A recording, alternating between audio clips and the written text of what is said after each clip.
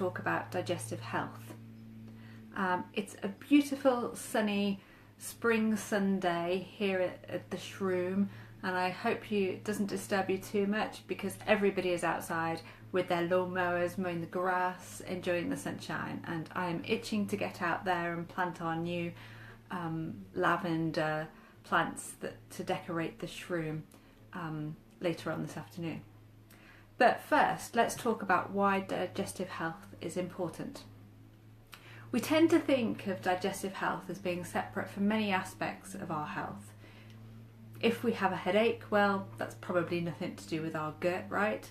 If we've got period pains or fertility issues, what's that got to do with what we eat?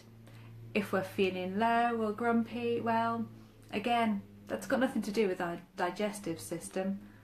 Or actually, could it? And in fact, there's a growing body of research to support the hypothesis that our health is affected as much by our gut than it is by anything else. Now, this is something that herbalists have known for a long time. In fact, if you visit a herbalist like myself, you're pretty much likely to be asked about poo. We just love poo. How frequently do you go? What colour is it? How solid is it? These are all the sorts of questions that are likely to come out of our mouths. And it's not for random reasons either. Understanding these things gives us huge clues about the state of our patients' guts, so then we can really begin to help. But there are also many things that you can do for yourself at home to improve your digestive health. In fact, many of the digestive problems that we have today are due to us abusing our own bodies. Often in very subtle and unnoticeable ways, but these are very real ways. And frequently we don't even realise that that's what we're doing. So how could we be abusing our gut? Well, if you've listened to any of my talks before, you'll know that today's average diet contains an inordinate amount of processed foods. Frequently things that are not processed have been changed to include sugar or chemical additives to make taste nice. Even our vegetables are intensively farmed, which reduces the nutrient content, and not to mention the addition of pesticides. And then, of course, we insist on irritating our gut with chemicals from alcohol, carbonated drinks, and smoking.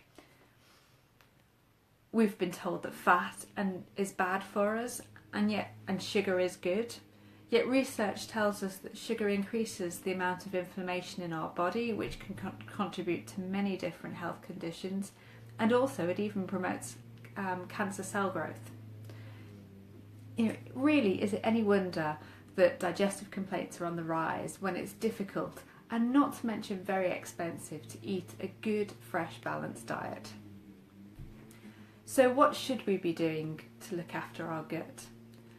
Well, firstly, it's worthwhile considering that dietary changes alone are going to have limited effects unless they're accompanied by lifestyle changes. I won't consider these lifestyle changes here today, except to say that this includes things as building more movement into our daily routine, finding our sense of purpose in life, reducing our stress levels. We'll be talking about stress next month, so if you're interested, look out for my video or sign up for my newsletter for more information on that. But let's go back to our diet. What does it really mean to have a good diet? We've all seen recommendations about RDAs on certain foods, including vitamins and minerals. We've heard about our 5 a day, and should that now be 10? At school you may have seen things such as the food plate or the nutrition triangle, but what on earth does all that mean, and how actually can we really incorporate this into our daily life? I want to share with you 3 simple tips that can, if you bear them in mind when you shop and when you cook, should help you ensure that you get a well-balanced diet. So here are my 3 tips. Number 1, use plants as the basis of your diet. Now this might seem obvious, but in fact the majority of your calories should come from things that grow in the ground. And in particular I'm talking about vegetables, nuts and seeds. Fruit is nice and it's a lovely treat, but it should be eaten in moderation as it is full of sugar. And as I said earlier, this promotes inflammation and things such as cancer cell growth. So again, make sure that plants form the basis of your diet. Tip number 2, make your plate as colourful as possible. Now, I love colourful things. In fact, if you've seen my house, it is full of many different colours. But I'm not suggesting this to make your plate look very pretty. It will make your plate look pretty, but there is a more fundamental reason for this. Vegetables are different colours because they contain many different types of nutrients, and the different types of nutrients will give them different colours. By making your plate look colourful, you're actually ensuring that you have a good range of nutrients that your body needs on your plate. So making your plate look pretty by ensuring that about 2/3 of your plate, now that's quite a lot of your plate, are filled with different coloured vegetables is one way of ensuring that you get a balanced diet. Now, if you've followed 1 and 2 and you've got a diet that's filled with seeds and vegetables and nuts, then you should be getting the majority of the vitamins and minerals and fats that you need. So there's only one thing to add next, and that is my tip number 3, which is add some protein. Now, this should be a small amount of protein, a lot less than what we currently eat in our diets. It could be a piece of meat or some fish, and when I say a small amount, I'm talking about the size of the palm of your hand, so about that size. But it could also be some beans or some pulses or more nuts and seeds. These also contain protein. So if you follow my tips 1, 2 and 3, use plants as the basis of your diet, make your plate as colourful as possible, and then add some protein, then the only thing left to do to ensure that you have the best possible diet for a healthy digestive system and indeed a healthy life is to add some water. And this should be plentiful. We are, after all, 80% water. So it's essential for our survival and for a healthy digestive system.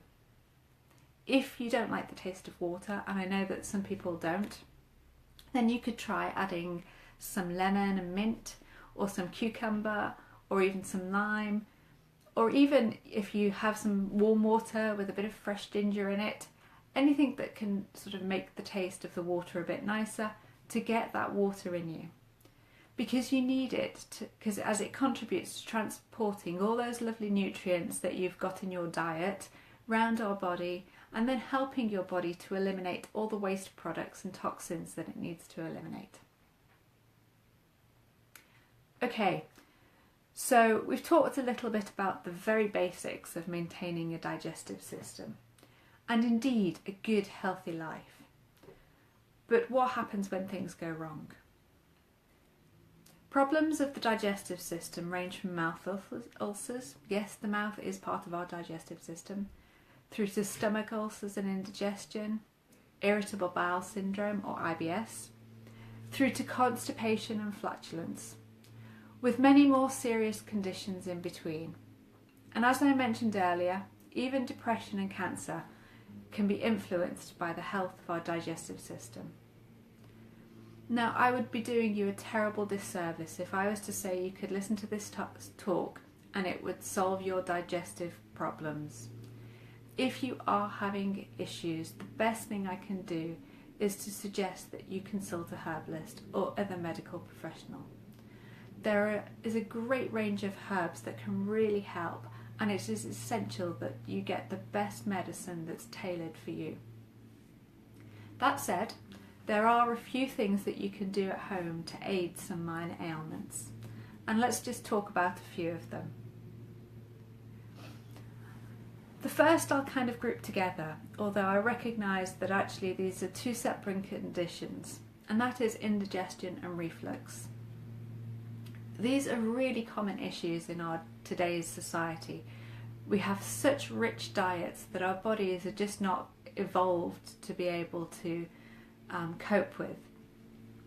Overeating is also a big factor. So if you do suffer from either indigestion or reflux, try to stop eating before you feel full. Eating slowly and mindfully enables us to see if we can recognise the signs that our body is giving us to let us know we've had enough to eat. So try and eat a bit more slowly. Not only will it help you digest the foods better, but it will also give your body time to tell your brain that you're full, and it will help you avoid that overeating. Avoiding foods that can aggravate it, such as chocolate, peppermint, fatty foods, coffee and alcohol. Even citrus fruits and tomatoes can increase the risk of indigestion or reflux. So avoiding these foods can really help. You could also try having a nice cup of chamomile tea about an hour or so after you've eaten. Now I suggest you do it about an hour or so after you've eaten, because if you have chamomile whilst you're eating, then it can in fact prevent you from absorbing all the iron from the food that you're eating. So I'd highly recommend waiting a little while before having it. The next thing that I want to talk about is flatulence. Now, flatulence can be a really embarrassing issue. We don't talk about it other than to laugh about it. Yet it's a really common bodily function. On average, we burp and fart between about 14 and 23 times a day, excreting about 1 to 3 pints of gas every day. That's a lot, and we don't even notice that we're doing it most of the time. The only time we notice it is when there's an unpleasant smell. And this smell comes from bacteria in the colon. So making sure we have good, healthy gut flora is really important. Healthy bacteria can be promoted by eating things such as live yogurt and cutting down on the sugar in our diet. If you want to kickstart it though, you could try taking a probiotic supplement such as something called Acidophilus lactobacillus. This is a bacterial supplement, a good bacteria, healthy bacteria, which you can just take, and that will promote the healthy bacteria. But it's important that you support that with a healthy diet as well. And if that doesn't work, then try chewing on some fennel seeds, which can also help. Now, many patients come into my clinic with irritable bowel syndrome or IBS. Symptoms can vary, but they often include things such as cramping pain, gassiness, bloating, and changes in bowel habit.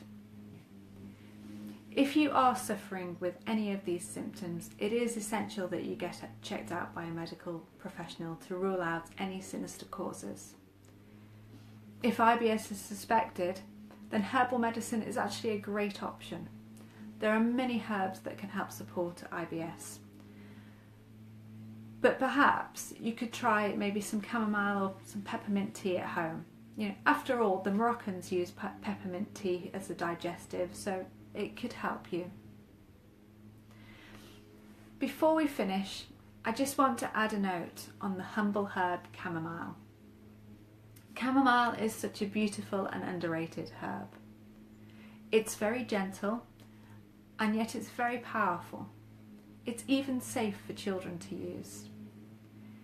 Chamomile is probably one of the most relaxing herbs in the world, and it's for this reason that it's used frequently for anxiety and stress-related problems.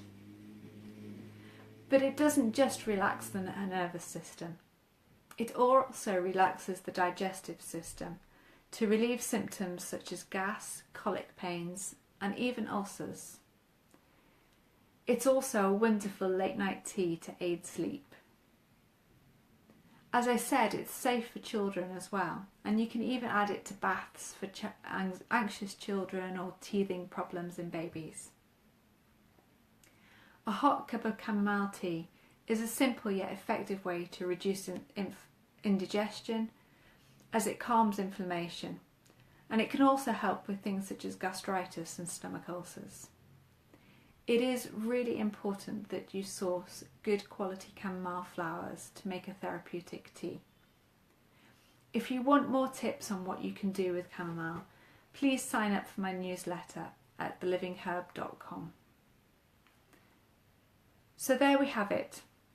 That's a very brief run through of digestive health. I hope you found it useful. If you have any questions, please either drop me a line at info@thelivingherb.com or post something below. Now, as this is a beautiful spring Sunday, I'm going to get out in the garden and do some gardening, and I hope you all have a wonderful sunny Sunday afternoon. See you next time.